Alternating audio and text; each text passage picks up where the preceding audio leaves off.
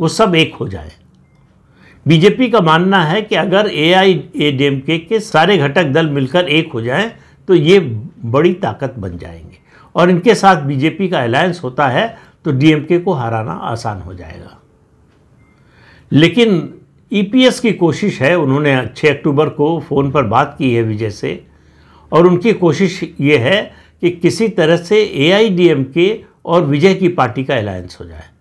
उसके लिए वो बीजेपी को छोड़ने को तैयार है। उसकी वजह उनकी अपनी राजनीतिक महत्वाकांक्षा तो है ही, उसके अलावा विजय का वो बयान है जिसमें उन्होंने कहा कि भारतीय जनता पार्टी मेरी वैचारिक विरोधी है और डीएमके मेरी राजनीतिक विरोधी है।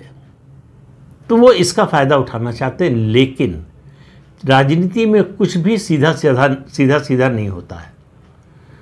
अगर एआईएडीएमके और विजय की पार्टी में समझौता हो जाता है, गठबंधन हो जाता है, तो सबसे बड़ी जो मुश्किल ईपीएस के सामने आएगी कि विजय मुख्यमंत्री पद से कम के लिए तैयार नहीं होंगे। वो चाहेंगे कि उनको मुख्यमंत्री के रूप में प्रोजेक्ट किया जाए। अगर ऐसा करना पड़े तो फिर ईपीएस को इस गठबंधन से मिलेगा क्या? वो एआईएडीएमके के घटक दलों को बाकी को जोड़ना इसीलिए नहीं चाहते कि वो उनके मुख्यमंत्री पद की दावेदारी को चुनौती देंगे, ऐसी उनको आशंका है।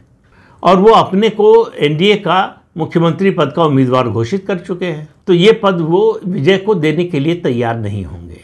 अब एक अलग कोशिश चल रही है बीजेपी की ओर से।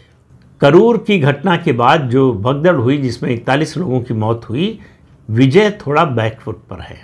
उनकी ये कमी दिखाई दी कि उनका संगठन राजनीतिक संगठन के रूप में काम नहीं करता, लेकिन उनकी जो लोकप्रियता है सुपरस्टार के नाते वो धीरे धीरे वोट में बदलती हुई दिखाई दे रही है। अब चुनाव तक कितना बदलेगी पता नहीं है, तो इसका आकलन विजय भी कर रहे हैं। इसलिए उन्होंने कहा कि वो किसी भी अलायंस के बारे में जनवरी में सोचेंगे, उस समय फैसला करेंगे, और मार्च अप्रैल में चुनाव होने वाले हैं। तो विजय अभी देख रहे हैं जनता का रुख, भांपने की कोशिश कर रहे हैं कि ग्राउंड रियलिटी क्या है।